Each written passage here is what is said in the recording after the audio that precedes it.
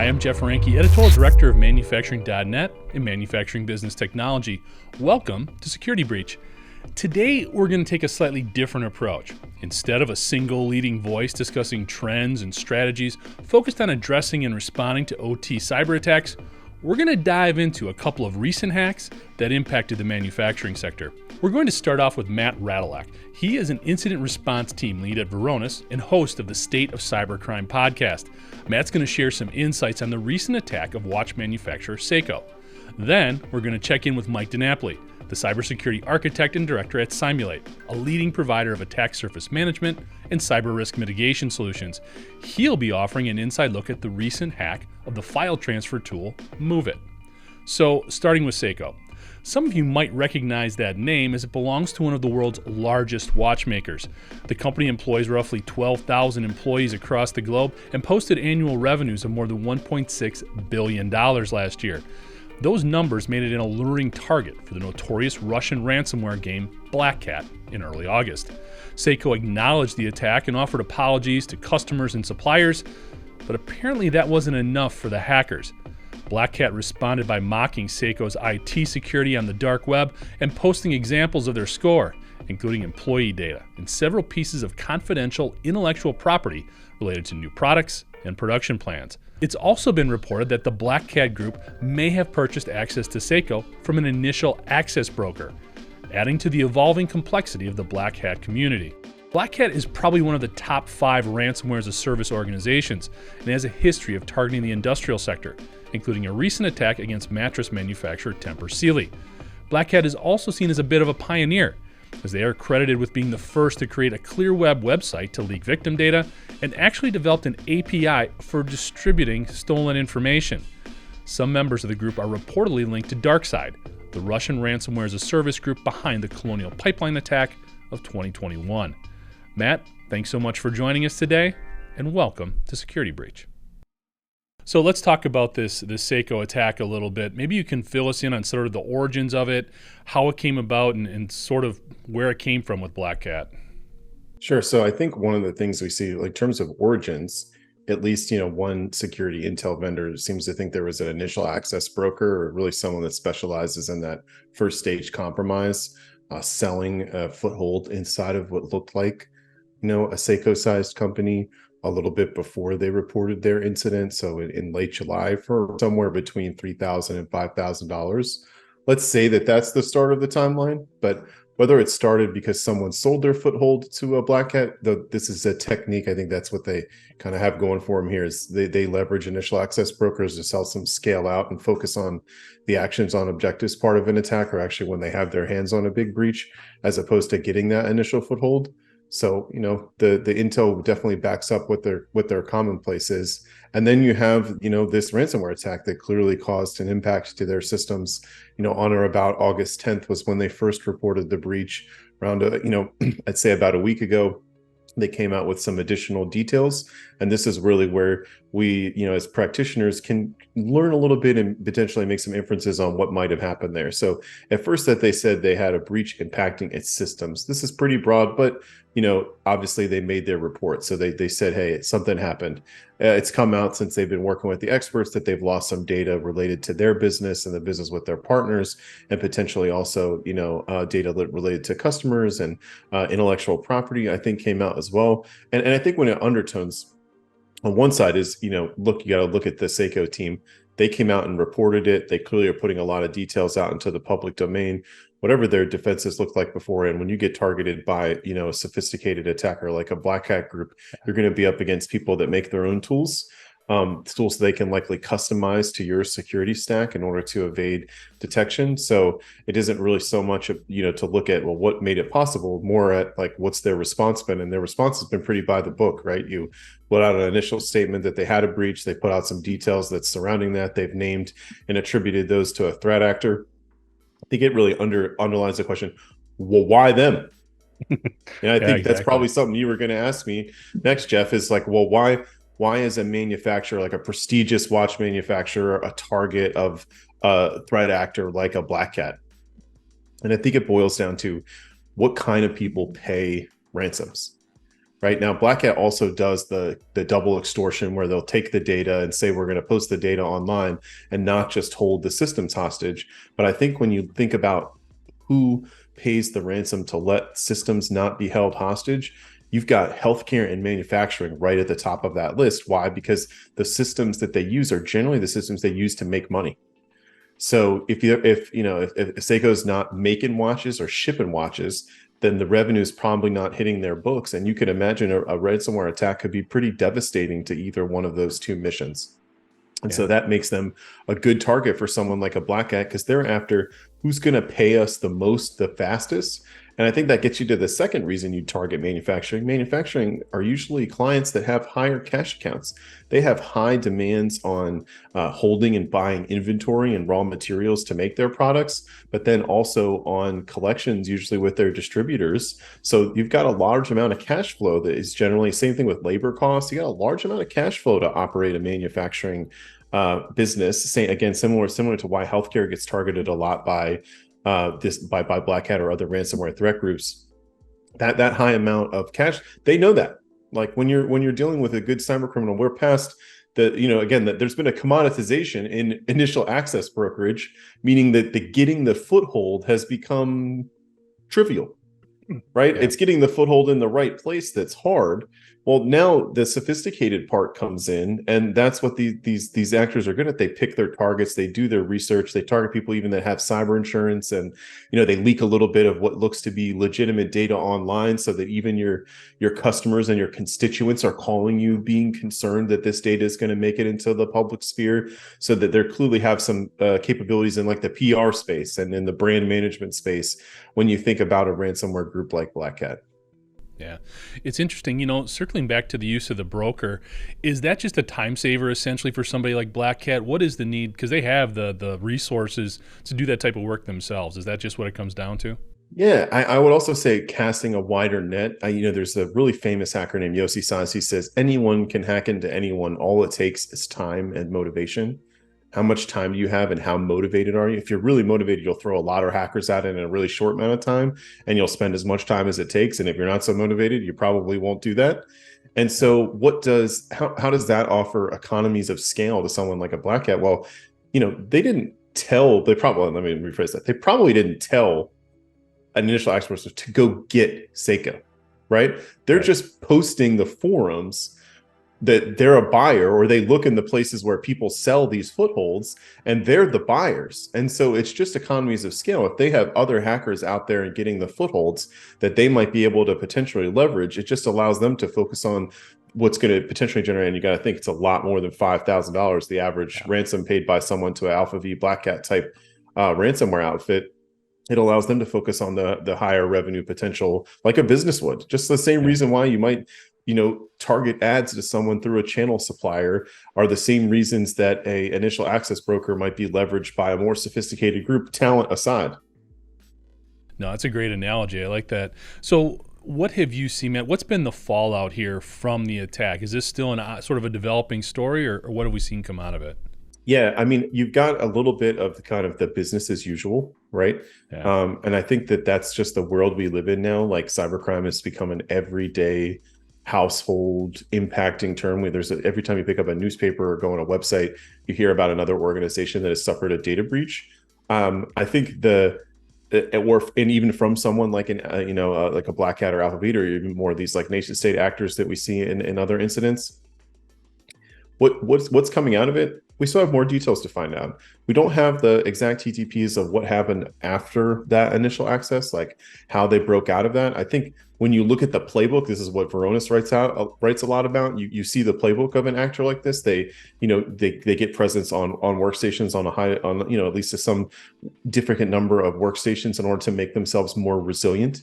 Meaning that it's kind of, you try to play whack-a-mole with them, they still keep coming back. You haven't fully eradicated them.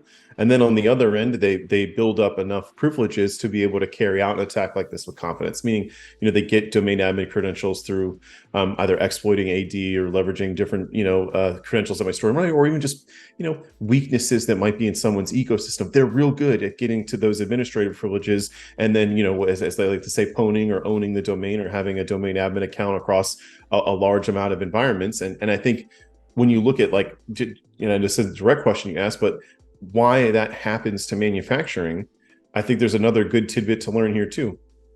Manufacturing is usually a conglomerate of physical facilities that have varying IT sophistication.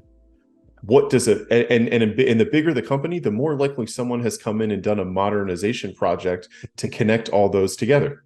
Yeah.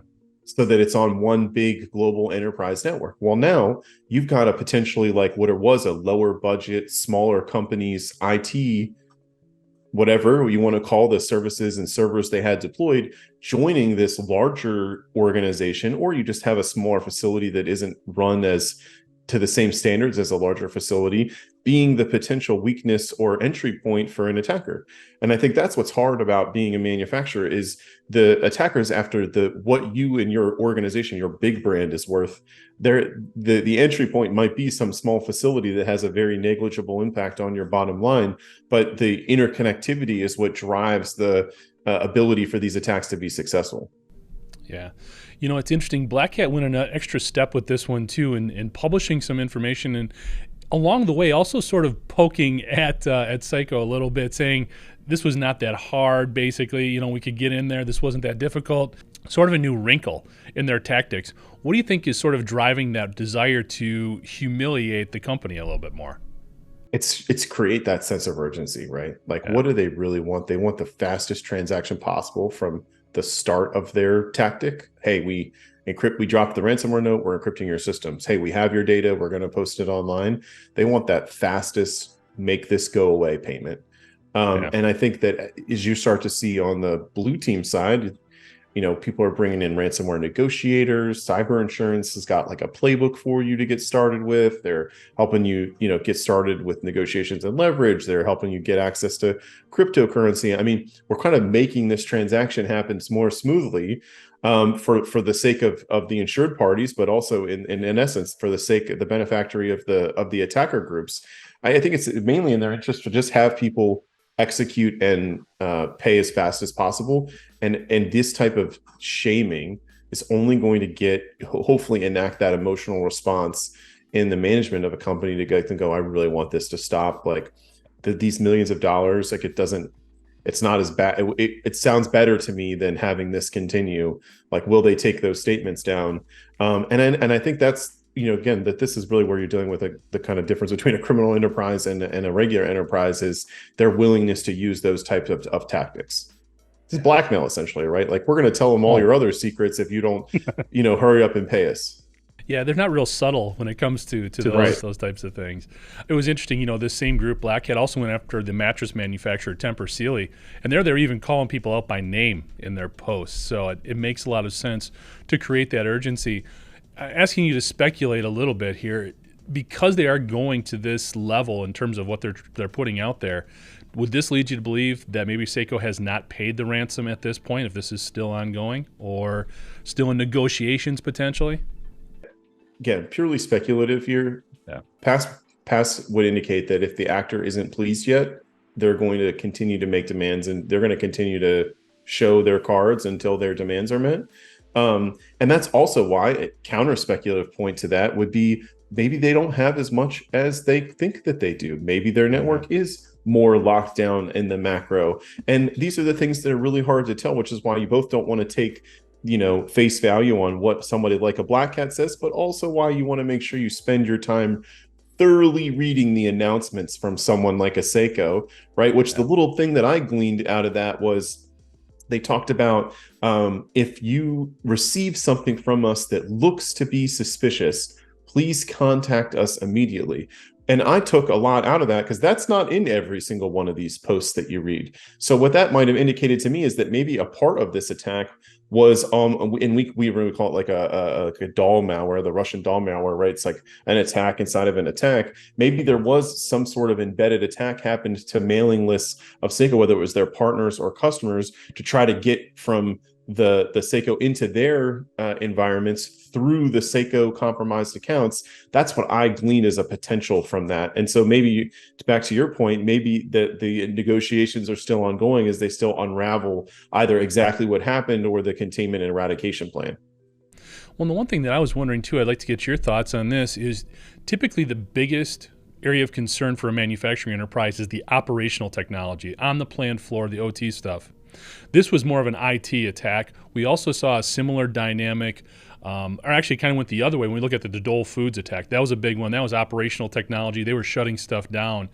I think, can we glean some sort of ray of sunshine or some positive note here? The fact that maybe they didn't go after the OT side of things because it was more secure. Maybe the IT was the lower hanging fruit, which it's sort of been the opposite typically.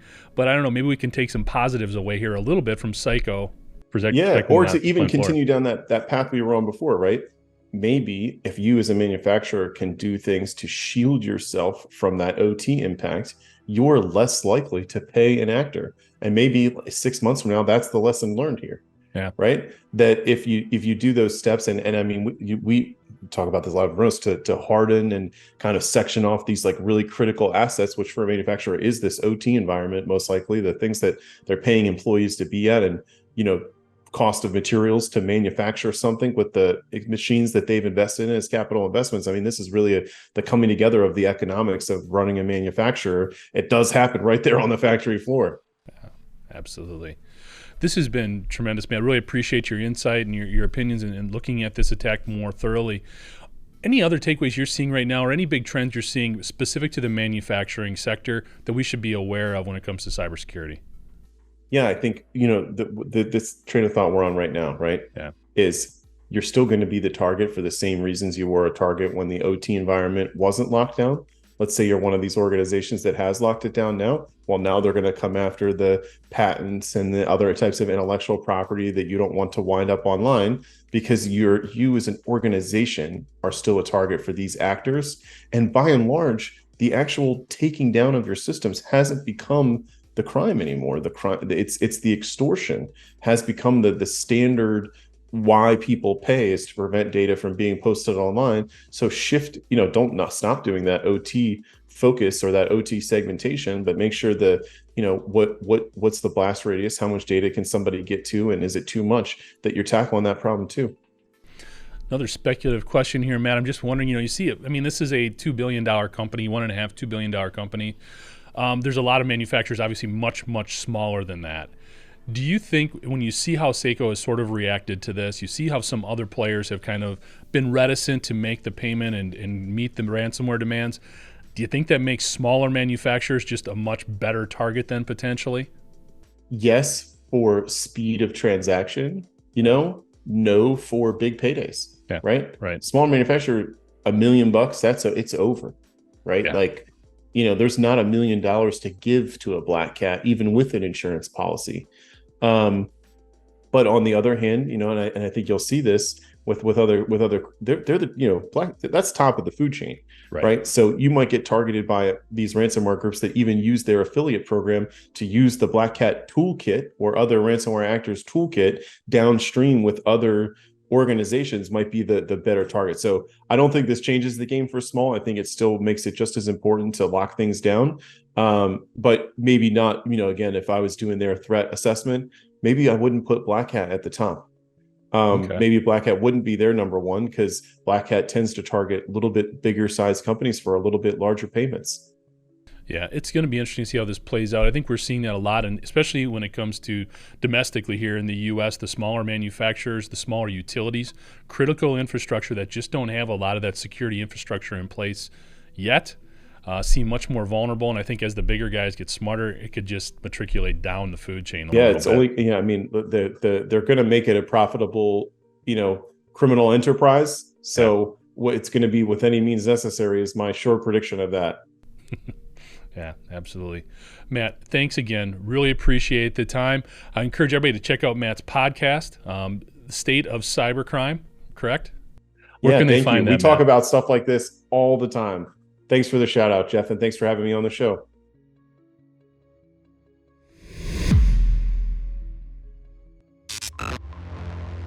One of the most recent, widespread, and hardest-hitting cyber attacks is the MOVEit exploit spearheaded by the ransomware gang Clop.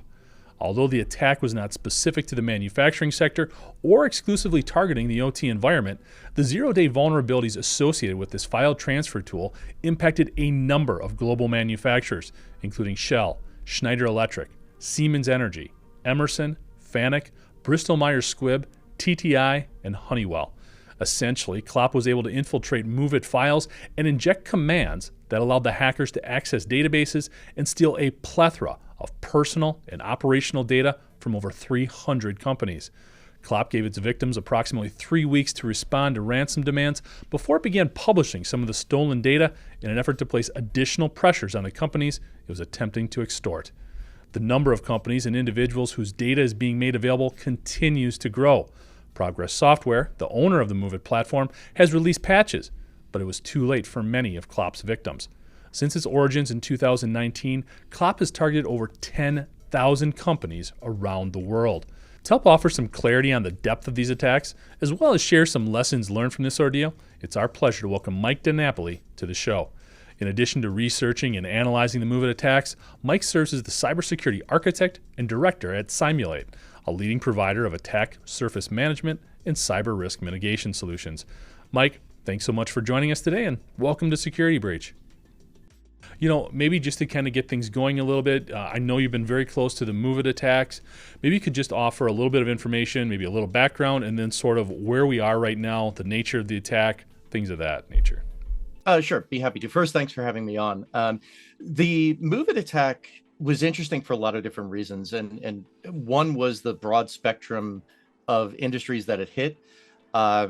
Clop themselves, the group that was responsible for this particular attack, even admitted that they didn't even know who they hit until they got the data, and in several cases had to go back and delete the data because it violated their own policies, believe it or not. So the scale of this attack was something that we don't see a lot of. I think Log4j was the last time we really saw something at this scale. The importance of the organizations that it hit, I mean, in industrial and manufacturing, there were a lot of big names in it, as well as other industries as well. But we were seeing government agencies, manufacturers, big household names that were getting hit one after the other after the other. Yeah. And that's also something you don't routinely see. So MOVEit was different for a lot of reasons, but what it did was not very different. It exploited a vulnerability that had been found in a software package. The software package was very widely used. And in some cases, the patch could only be applied to more recent versions of that particular software package, yeah. Which meant, especially if you were talking about industrial or physical production facilities that may rely on a piece of legacy software like that, you can't simply flip a switch and change how a physical object is made. And so those organizations would need more time, which was not something that was going to be available to them. And that fast movement, the blinding fast movement that we saw this threat actor take, definitely hurt organizations that could not change processes very quickly. Interesting. One of the biggest things whenever we see these types of attacks, like you said, it just hits, it was so widespread and so fast. Were there some lessons learned? Are there some things that we took away from this? Or I know it's sort of an ongoing process. We still have a lot of data that's being exploited out there, but anything we were able to learn from it right now? There were two major lessons that we can learn for it. One has been a lesson that's been getting reinforced by attacks over the past couple of years. The first lesson, though, is that threat actors are moving faster than they have in the past. And so we don't have the usual 30 to 60 or 90 days to correct for a visible or highly visible exploitation of a vulnerability. It was 1 week between the initial announcement of the exploit being discovered and when the BBC and several UK organizations, including in the industrial sector, got hit.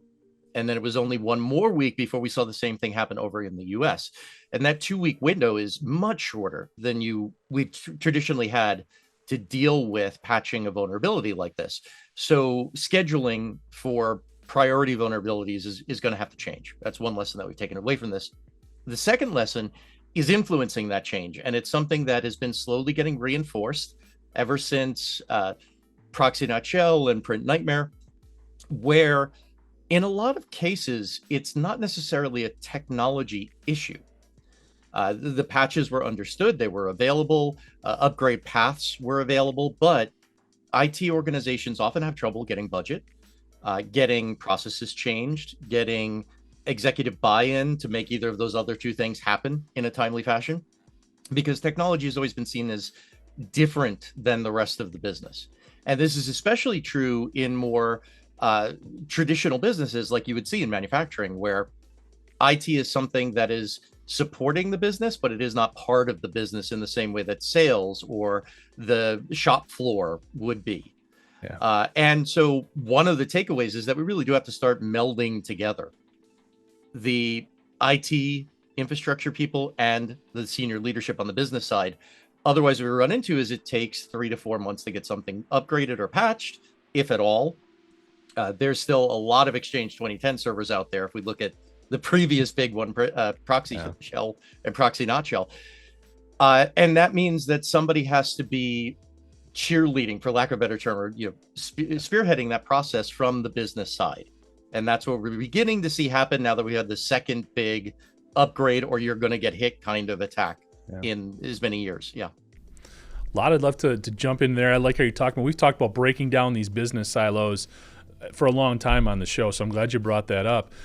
One of the things that we've heard other people mention is when you're a victim of this type of attack, you're almost more, it almost is a boost or a shot in the arm in terms of getting those IT investments or those security investments that you need. Have you experienced a similar dynamic with how wide-ranging this attack was? Throughout my entire career, actually, not just with this attack. So I started my career in high availability and disaster recovery, and I cannot tell you how many customers called us the day after the worst day of their corporate lives because the traditional tape backup system didn't work when they needed to restore everything. So these massive high impact events can move the needle, but it's never a great way to accomplish that movement. You always end up losing more money than you end up recovering by changing process after the fact. So whether it's because you paid off the attackers, or whether it's because you did a manual recovery or went through the process of making sure that the information was contained or otherwise not available on the free market anymore, whatever you did, it's going to cost you more to deal with it after the fact. And again, this is a very business focused thing. Risk exposure is something that business people deal with every time they make a decision. And part of that decision-making process when you talk about risk and exposure is, if I don't take a preventative action, is the risk higher that I will lose money in the long run than if I were to take the preventative action, whether it's in business or anything else? Yeah. No, it's interesting conversation that's ongoing. One of the things I thought was interesting too, when you look at Klopp and how they've sort of evolved their tactics a little bit, my understanding is that the way that once they were maybe not as successful as they had hoped in getting the initial ransom payments, they began publishing data, but they started doing it in a little bit different way. Maybe you could describe that a little bit, how their tactics changed a bit. They've taken some inspiration from some other groups that are out there, and basically now they're pre-announcing that they're going to release this information and then making it publicly available, usually on an Onion site, a Tor site. So it's not something that a government can, boycott or shut down or do anything with. Right. And it's really, first we're going to tell you, hey, pay us or we release the data. Then we're going to tell you, okay, you didn't pay us, so now we're going to tell the general public that we have the data. And if you don't pay us, then we're going to release it. So now they're putting more pressure on these organizations to do what they want, not because the data was stolen, but because the world now knows the data is stolen. And if you're a competitor of that organization, you're going to be looking for that data, right or wrong. And I fully admit it is wrong that anybody should be using this data for any reason. If you're looking for a competitive edge and you have anyone in your organization who may not have those qualms about using the data in the way that it was gathered, they now know it exists and they're going to go looking for it. Yeah. Very interesting. One of the big things, I know Cymulate's very much involved in risk mitigation is one of the strategies and solutions you offer. When you look at the response to these attacks from the companies that were hit, do you have any feedback or thoughts? Was there, or maybe advice on how you should have responded to it or what they did? Well, I mean, we leave that up to the executives and the legal professionals that work with these organizations. It's never an easy decision. Right. Once you've been hit, that data is no longer within your control. In the cases like MOVEit, that data was not encrypted. It was just siphoned off. So it's in some ways better than a traditional double extortion ransomware because they aren't encrypting your data, but you've still lost control of what could be sensitive information, what could be intellectual property, production information, budgets, everything that is something that you don't want anyone else finding out about. So it's not a decision that we here at Cymulate can make. What we could do is allow organizations before this occurs or after it occurs to keep it from happening again, be able to run the same techniques safely in their production environments so that they can determine whether or not they are either are susceptible to it or are still susceptible to those techniques. And that's key, no matter how you deal with the ransom request itself, which let's call it what it is. In this case, it's outright extortion. Yeah, absolutely. It's pure extortion. They didn't even encrypt the data. So it's not like you're ransoming to get anything back. They're saying, pay us and we'll delete it, is what happened here. The techniques that they use to do it are known and they can be evaluated for, assessed for. It's something that traditionally has taken something like a professional red team or an external team. Cymulate definitely makes that easier, brings it within the reach of organizations at all different levels of skill sets and maturity in terms of cybersecurity. So it is something that organizations can prepare for, because if another group uses very similar techniques, maybe a different exploit to get the ball rolling, but then uses the same techniques after that, you can at least know whether your controls are up to the challenge of blocking that activity or alerting on that activity. But what a company does when they are hit is really a discussion between them, their counsel, and their insurers, because every company is going to have a different set of items and objects they look at to make that decision. Understood. You know, the other thing that was interesting is I believe it's Progress is the name of the company behind MOVEit, the provider of that software. They actually did come out with some patches relatively quickly after they found out about the vulnerability, but a lot of those patches were not implemented in a timely fashion to really help those companies. What are your thoughts there? What was the delay there? Was it some of the silos you were talking about before? Is it just other internal processes that can get in the way, or why wouldn't those patches be applied more quickly? So there were three major areas where we saw that. Some apply to different industries differently. The first one is that it was tied to a critical business process. The sales organization could not process purchase orders unless the customer could send the purchase order through the MOVEit file transfer platform. So if we took that offline for any amount of time, we were going to stop business for that amount of time. The second is that they were on an older version of the MOVEit software, which Progress had said can't be patched. You have to upgrade. Now we've got business process and budget coming into play. And the third was we've seen this with many other things. It remains to be seen whether it was true for MOVEit, but we've certainly seen it with other platforms. There may be critical business processes that aren't tied just to MOVEit, but tied to something that is in that specific version of MOVEit. It is necessary, take manufacturing. They may have custom applications that are driving production facilities that rely on getting data from the MOVEit system in a very specific way. You upgrade that system and you could break all of those custom applications. And we've seen that with Exchange Server. We've seen it with web services when Log4j came out, right?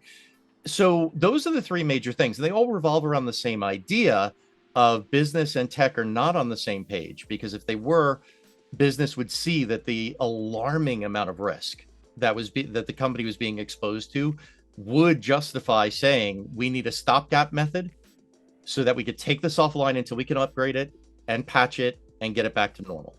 Yeah. No, interesting dynamics there. How everything does play together, just not in the way we want it to, and not working together from a security perspective. I mean, some of these businesses have been around for 30, 40, 60, 80, 100 years. Yeah. In many cases, these are production systems that the hardware itself, the physical components themselves, are 30 or 40 years old. Any kind of changes you need to make in those systems are momentous. Yeah. They take a lot of time, energy, and money. And so it's often something that can't change on a dime. And so we need to look at, can we use compensating controls to defend against this? Can we find another method to temporarily, maybe we could stopgap by rigging up an FTP service to use for the next week while we figure this out. But that requires buy-in from the people who are actually managing those processes that are being impacted by the corrective action. No, it's interesting. You know, I know one of the things that Cymulate also gets into is the growing attack surface. In the industrial sector, this just continues to become a bigger and bigger issue as we implement more automation and more technology. A couple of the companies that were hit on the industrial sector, when we look at Honeywell, when we look at Emerson, in particular, they are very much embedded on the plant floor. So if you're looking at a situation where payments couldn't be paid and you have operators using as a service type of setups in terms of improving the functionality that's going on the plant floor, it just starts impacting a growing number of companies and individuals beyond just the initial attack. Matt and Mike, thanks so much for joining us today. If there's another exploit that you'd like us to take a deeper dive on, please drop me a note at jeff@ien.com. Thanks so much for joining us today. And to catch up on past episodes, you can go to manufacturing.net, ien.com, or mbtmag.com. You can also check Security Breach out wherever you get your podcasts, including Apple, Amazon, and Overcast. For Matt Radolec and Mike DeNapoli, I'm Jeff Ranke, and this is Security Breach.